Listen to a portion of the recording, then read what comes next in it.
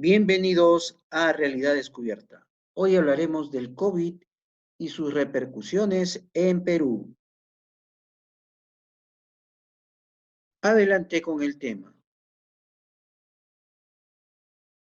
Mientras que en diciembre del año 2019 y enero del presente año, los medios masivos de información nos decían que una sopa de un animal exótico era la causante de una futura pandemia y muchos medios hicieron eco de esa noticia. Entrando a Google y colocando este código, nos damos con una noticia, una sorpresa. Vemos acá, a ver. Coronavirus aislado de humanos. Lo que vas a encontrar acá es la patente. Sí, la patente del coronavirus. No es un invento, esto está patentado. Lo vamos a ver acá. Primero vamos a estas definiciones que nos están diciendo acá.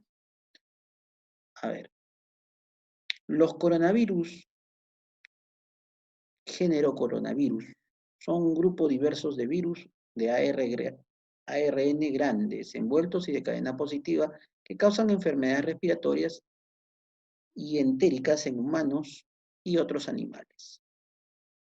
¿Sí? A ver, otro. El género coronavirus incluye al menos 3 especies que se han subdividido en al menos 3 grupos, 1, 2 y 3, en función de propiedades. ¿Sí? O sea, que hay toda una familia de coronavirus, ¿correcto?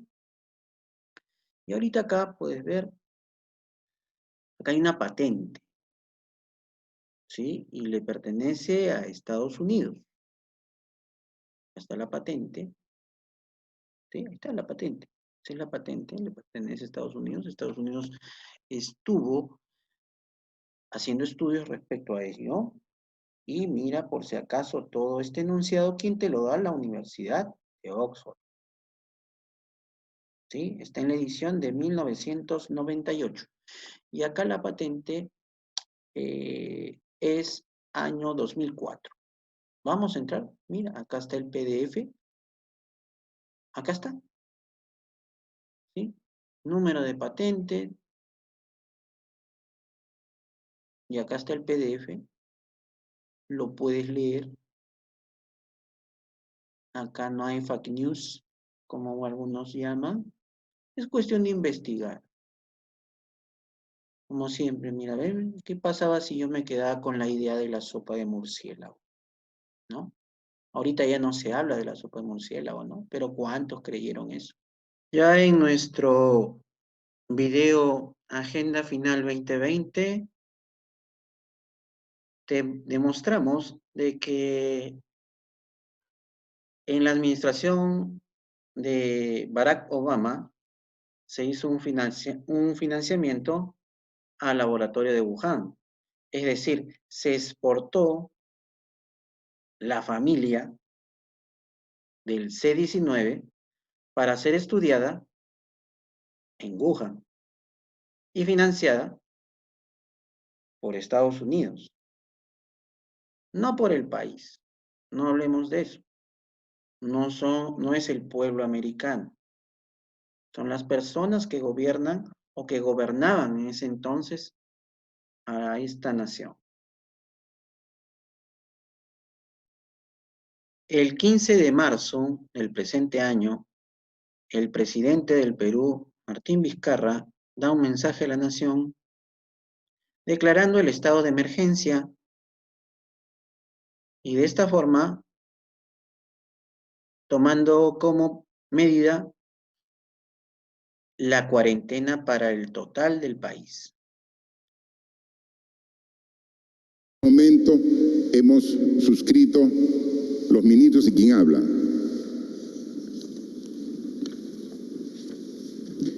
Esta medida, que tendrá una vigencia de 15 días calendario, implica el aislamiento social obligatorio de nuestra población.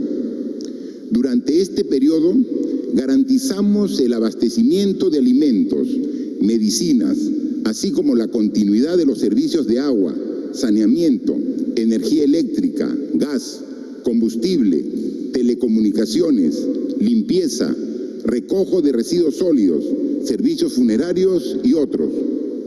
La Policía Nacional y las Fuerzas Armadas adoptarán las medidas para garantizar los servicios públicos.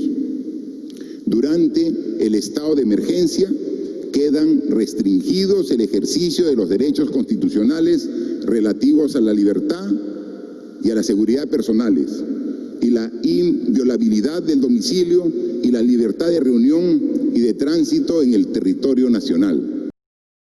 En el decreto en mención, acá está, por si acaso, Decreto Supremo 2020, en el decreto que narraba el presidente, indicaba, ¿no?, pudiendo restringirse o suspenderse el servicio de los derechos constitucionales relativos a la libertad y la seguridad personal, la inviolabilidad de domicilio y la libertad de reunión y de tránsito en el territorio. ¿Correcto? Todo esto por tu C-19. El C-19 que algunos seguían pensando que era debido a una sopa de murciélago.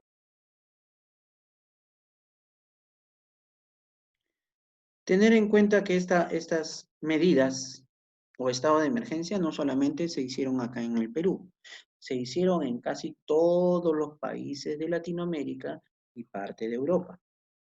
¿Sí? Una cuarentena total.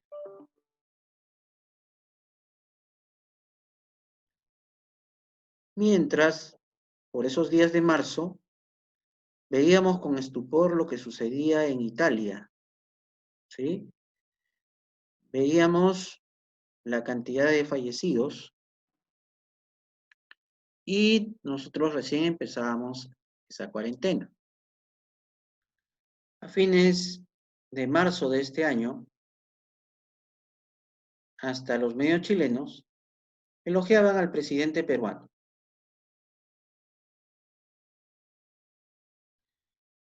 Repetiré lo que se dijo en Agenda Final 2020 en el video, el paso de bloqueo, el documento de Rockefeller, ¿no? El plan Rockefeller del 2010. Durante la pandemia, los líderes nacionales de todo el mundo flexionaron su autoridad e impusieron reglas y restricciones herméticas, desde el uso obligatorio de máscaras faciales hasta controles de temperatura corporal en las entradas a espacios comunes, como estaciones de tren y supermercados. Lo vemos ahorita día a día, a cada rato. Incluso después de la pandemia se desvaneciera este control y supervisión más autoritarios a los ciudadanos. Tus libertades. Y sus actividades se estancaron e incluso se intensificaron. Para protegerse de la propagación de problemas cada vez más globales, desde pandemias y terrorismo transnacional hasta crisis ambientales y aumento de pobreza. Al principio, la noción de un mundo más controlado ganó amplia aceptación y aprobación. Ahora la gente sale hasta uniformada, ¿no? Por el miedo, el pánico. Los ciudadanos voluntariamente renunciaron a su soberanía y a su privacidad, o a estados más paternalistas a cambio de una mayor seguridad y estabilidad. Por otro lado, desde el 15 de marzo a la fecha, vemos los resultados de Perú en casos COVID, y vemos su evolución y cómo nos ve el mundo en esta evolución, o quizás debamos decir involución. Acá son los datos que, en este caso, el gobierno maneja y entrega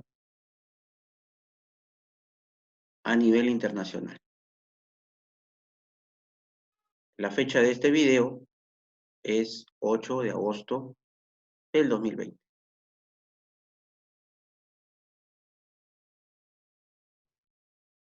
Antes de ingresar a los datos estadísticos propiamente dichos, vamos a algunos conceptos básicos. La tasa de mortalidad general, o también tasa bruta de mortalidad.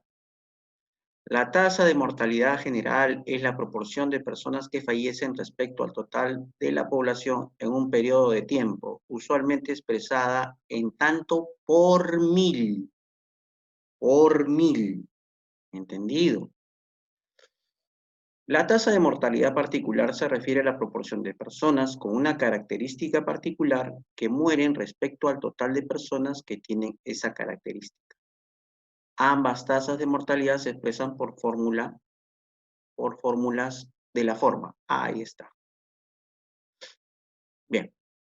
Mx es igual a Fx sobre Px por 10 a la n. El Mx, tasa de mortalidad, dentro del grupo X, o sea, dentro del grupo, por ejemplo, si yo analizo Perú, tasa de mortalidad dentro del grupo peruano, ¿no? Dentro de la población peruana. Fx, número de fallecidos dentro de un conjunto X en el periodo de tiempo considerado. La cantidad de fallecidos que ha habido por esta pandemia, por este C-19. Px, número total de personas en el conjunto X. Número de personas en la población. La población peruana aproximadamente es de 32 a 33 millones de personas. 10 a la n, factor de conversión para expresarlo en unidades, por cada 1000 o por cada 100.000, no por millones de personas. ¿Correcto? Bien, quedó claro ese concepto. Bien, vayamos a los datos que nos da el MINSA, ¿no? Lo actualizado a la fecha. Fecha hoy 8. Bueno, estos datos son del día de ayer, el día 7, actualizado el 7, acá dice bien claro 7 del 8. Vamos a ver, ¿qué dice? El muestreo ha sido 2.522, perdón, 2.522.993. Y casos, 463.875. Esos son los casos. Los fallecidos a la fecha son 20.649 fallecidos. Bien, acá tenemos los datos del Instituto Nacional de Estadística e Informática. La población al año 2020, Perú tiene 32.625.948 habitantes. ¿Correcto? Estoy siendo riguroso para hacer esta pequeña formulación de datos, ¿sí? Para ver qué es lo que realmente hay, basándome en lo que nos dice la tasa de mortalidad bruta y luego vamos a analizar la tabla de letalidad o la tasa de letalidad. ¿Correcto? Bien. Bien, vamos a reemplazar los datos que tenemos. Volvemos a repetir, tasa de mortalidad dentro del grupo X. ¿Cuántos fallecidos hay? Número de fallecidos, en porcentaje es lo que vamos a calcular. Número de fallecimientos dentro de ese grupo X en el periodo de tiempo considerado y número total de personas en el conjunto X. ¿Qué quiere decir? Que vamos a ver la cantidad de fallecidos con respecto a la población peruana. Eso es la tasa de mortalidad bruta, ¿correcto? Y por un factor de 1000. O si quieres, obviamente, exagerarte como yo te puedo exagerar, de repente puede ser de cada 100.000, de acuerdo a lo que dice Wikipedia. Empezamos entonces. Veamos. Primero, Fx, número de fallecimientos, hasta la fecha, lo declarado oficialmente. 20.000, o acá colocamos, perdón.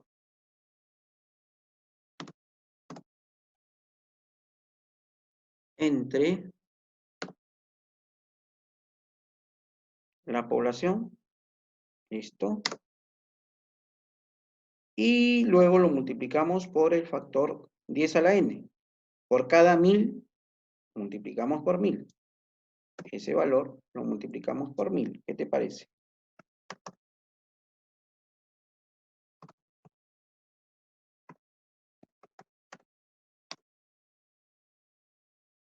Y vamos a poner acá, por cada 1000.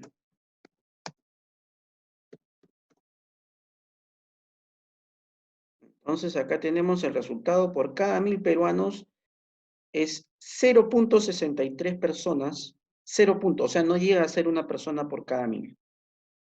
La mortalidad bruta. A ver, ¿qué pasaría si fuera por cada 100.000? Vamos a ponerlo en números para que quede más claro. Por cada 1000. Listo. Y ahora lo vamos a hacer por cada 100.000.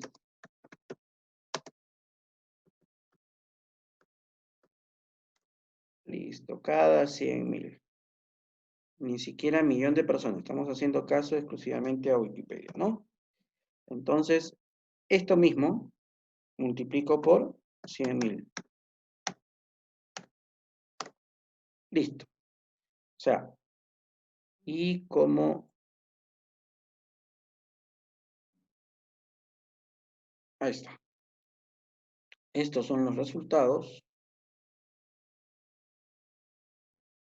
Por cada 1000 peruanos, no hay ni un fallecido. O sea, vamos a ponerlo. Por cada 1000 peruanos hay un fallecido. Y por cada 100.000 hay 63 fallecidos. Esa es la tasa de mortalidad bruta.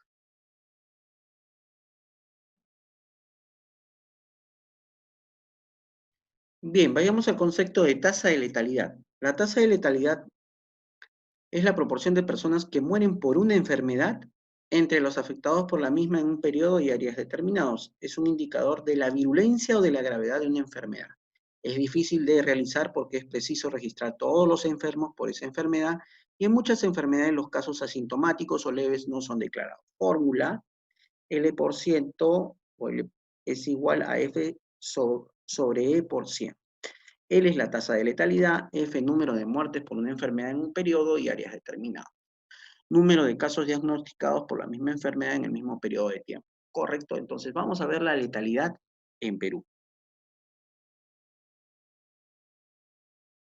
Bien, estamos acá, entonces aplicamos lo que nos dice y vamos a ver lo que nos arroja el cálculo de la tasa de letalidad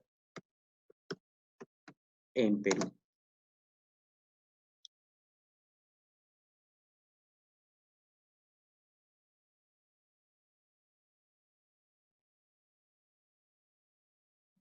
Listo, empezamos. A ver, tenemos la tasa de letalidad L, es lo que vamos a calcular. Número de muertes por una enfermedad en un periodo y áreas determinadas. Fallecidos, declarados hasta la fecha, 20.649. Eso es lo que vamos a poner acá. 20.000. Oh, acá está. Entre número de casos diagnosticados. Y lo vemos acá, igual a. Vamos a multiplicarlo por 100 para que nos dé el porcentaje respectivo. Ahí está el cálculo por 4.4. El porcentaje de letalidad es 4.45. Y ahí viene la discusión, ¿no? Con las recientes declaraciones de la ministra de Salud, Pilar Macetti, ¿no? No, pero todavía hay 43.000 no declarados y que se está sincerando la cifra. Bueno, vamos a hacer una cosa, un ejercicio. Le voy a poner, para darle gusto a los tremendistas, 50.000. Y tenemos una tasa de letalidad de 10.71. Pero ¿qué hay con este problema de darle una cifra sin confirmar, sin averiguar, y quien maneja las cifras es el gobierno? ¿Correcto? Y en todos los países está ocurriendo lo mismo. Las cifras lo manejan los gobiernos. Vamos a escuchar algunas declaraciones de la ministra Masetti. Vamos a escucharla. No me gusta simplemente dar opinión, sino compartir con ustedes lo que dicen las autoridades. Dice COVID, ¿ok? Por algún motivo figura allí COVID. Entonces se empezó a hacer este análisis y este análisis no puedo darles ni una fecha ni una cifra, porque evidentemente este análisis de casos va a ser continuo a lo largo de toda la pandemia y este equipo va a ir revisando poco a poco los casos y va a tratar de aclarar dentro de lo que dice COVID como una de las causas de fallecimiento de la persona, va a tratar de aclarar si realmente es así o no es así. El proceso va a ser continuo, que yo les pueda decir, para tal fecha vamos a tener tal número, no va a ser así. Lo que vamos a hacer es día a día decirles, hemos aclarado tantos casos que se están incorporando. Las definiciones son muy estrictas. ¿Cuál es la definición internacional? Yo tengo que tener un caso clínico con una prueba y solo así me puedo comparar con el resto del mundo. Desde el punto de vista de causas de muerte, las causas de muerte en el certificado de defunción son hasta 3 diferentes niveles, ¿okay? Eso significa que si, por ejemplo, yo fallezco, tengo un examen que dice que soy COVID positivo. Y yo fallezco porque tuve una apendicitis y hice peritonitis y no me pudieron atender y fallecí. En mi informe de muerte va a decir eso, va a decir que tuve la peritonitis, que soy COVID positivo. Por consiguiente, inmediatamente el sistema captura esa información. Sin embargo, tuve COVID, pero no fue mi causa de muerte. Entonces, como ven, va a ser imposible que podamos hacer esto a un día tantos, así no es. Esto, poco a poco, día a día, vamos a ir incorporando casos. Ya les informamos sobre 3.600 casos y pico que hemos incorporado. Probablemente la próxima semana tengamos un segundo informe y así, en la medida en que vayamos teniendo informes que aclaren las cifras, se los vamos a ir proporcionando. No esperen ustedes a que podamos tener una cifra final única. Eso será cuando esta pandemia termine y eso va a tener que pasar un tiempo para aclarar las causas de muerte de muchos seres humanos y ustedes saben que la idea es que todo lo tengamos registrado. Es tan difícil registrar. Vamos a continuar escuchando a la ministra. Las que están por vigilancia tienen prueba y todas las demás no tienen necesariamente prueba. Ahí dice de alguna manera COVID positivo. Entonces, por ejemplo, nosotros tendríamos que evaluar, digamos que sean 20.000, 26.000 historias clínicas, ¿verdad? Porque no tienen prueba, para tratar de ver de qué se trata. En este momento, si alguien fallece intempestivamente y uno lo encuentra en la acera, ¿verdad? Si no es una muerte violenta, no tiene señales de violencia física, no ha sido atropellado, no ha recibido una puñalada o algo por el estilo, y está el cuerpo allí, ¿qué dice la norma? Que se debe considerar COVID positivo, se debe considerar, ¿ok? ¿Por qué? Para proteger a la ciudadanía. Se dan cuenta el extremo de medidas que tenemos que tomar y así tiene que ser. Hay que exagerar para proteger a la población, ¿ok? Esa persona encontrada en la vía pública fallece sin una causa clara, pero no es muerte violenta ni nada que se nota, y esa persona es considerada COVID positiva. Dentro de un año recuperamos esa historia. ¿Vamos a poder saber qué tenía? Nos vamos a quedar con muchos casos que van a figurar simplemente como altamente sospechosos, poco sospechosos. Eso se verá más adelante. Las cifras para hoy Entonces, por eso, lamento informarles que no van a encontrar una cifra que no cambie. Más bien, si no cambia, tendríamos que preocuparnos, ¿verdad? Más bien, lo que queremos es, día a día va a ir cambiando y día a día vamos a ir aclarando.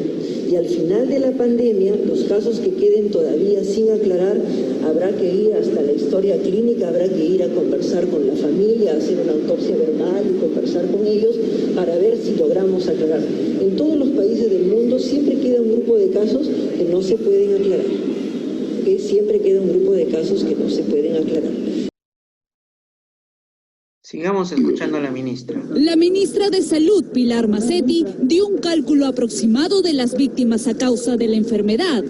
Pensamos que son entre 43.000 personas que han tenido que perder la vida en este momento, la gran mayoría por COVID, algunas de ellas probablemente no sean por el COVID. Las personas fallecidas por coronavirus, las que tenemos caracterizadas por una prueba específica, son cerca de 8.000. Luego a eso tenemos que, son 18.000. Son 8.000 las personas sospechosas con criterio médico y tenemos en el SINADEF una diferencia que puede llegar a 19.000 personas más.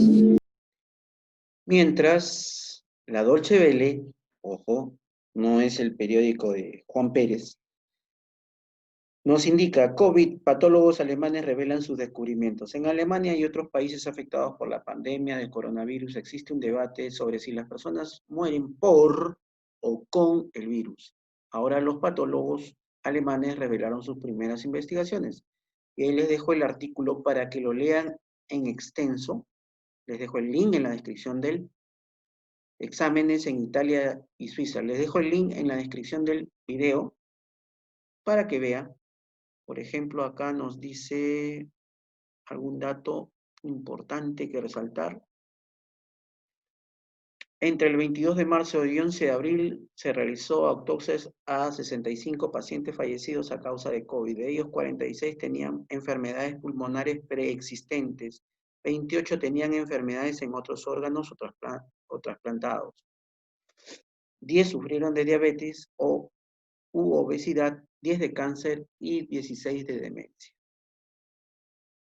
Bien, o sea, tenían enfermedades preexistentes. Y acá los datos de Purcell tienen ciertas concordancias con los estudios del Ministerio de Salud italiano. No se olviden que en Italia han protestado por sus cifras. En la descripción del video te dejaré el link para que puedas escuchar a la diputada italiana Sara Cunial, quien hace una fuerte denuncia en Italia.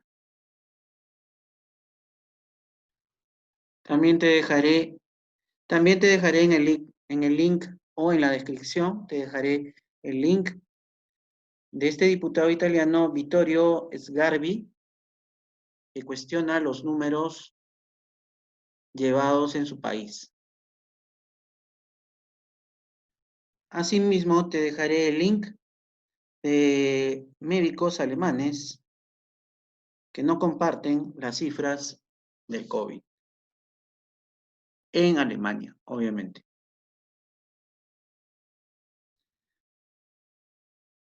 Asimismo, te dejaré el link de la reunión de Médicos por la Verdad, realizados en España.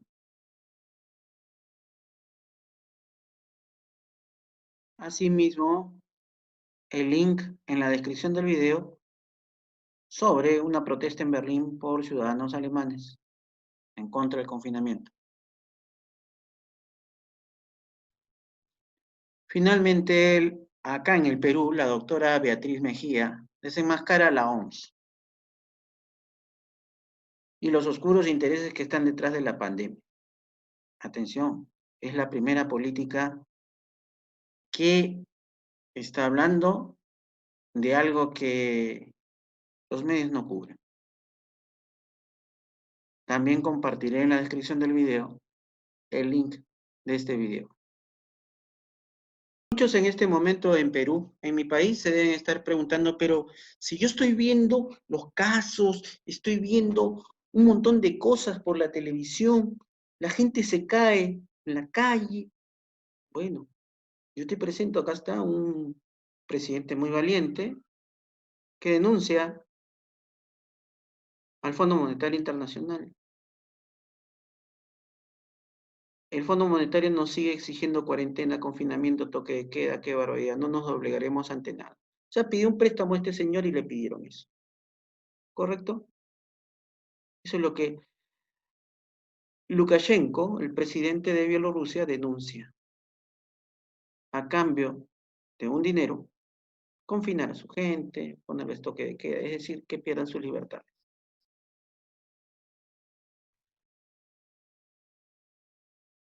En mayo último, el Fondo Monetario aprueba créditos para Perú por 11.000 millones. Permítanme, yo soy muy perspicaz para pensar. Casualmente por eso, porque yo cuestiono, pregunto, y me pregunto y busco la información. Acá está, el préstamo que se hizo, si no me equivoco, a fines de mayo. Ahí está, 28 de mayo. ¿A cambio de qué? No, pero los casos se están desbordando. ¿Quién maneja los casos? ¿Has escuchado a la ministra? Vas a saber la verdad de los casos a futuro, quizás el próximo año, si es que lo sabes. Despierta de una vez, cultívate en verdad. Basta de que vivas letargado o aletargado con el entretenimiento, con el que estoy cansado, con el que estoy preocupado. Por favor, cultívate, infórmate bien, investiga. No me creas a mí, no me creas a mí, pero forma tu opinión propia, sin ser influenciado por medios masivos de información o desinformación.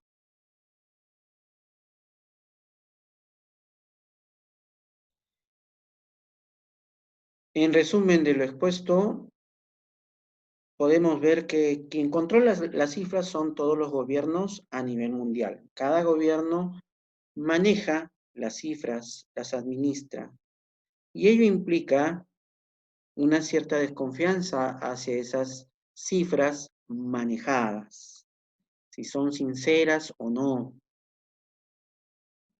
Muchas gracias por tu atención y como te reitero, no me creas a mí, pero investiga. No te quedes conforme con la versión oficial. Nunca más oportuno hoy. Muchas gracias por tu suscripción. Agradezco tus likes, comentarios. Un fuerte abrazo para todos. Cuídense.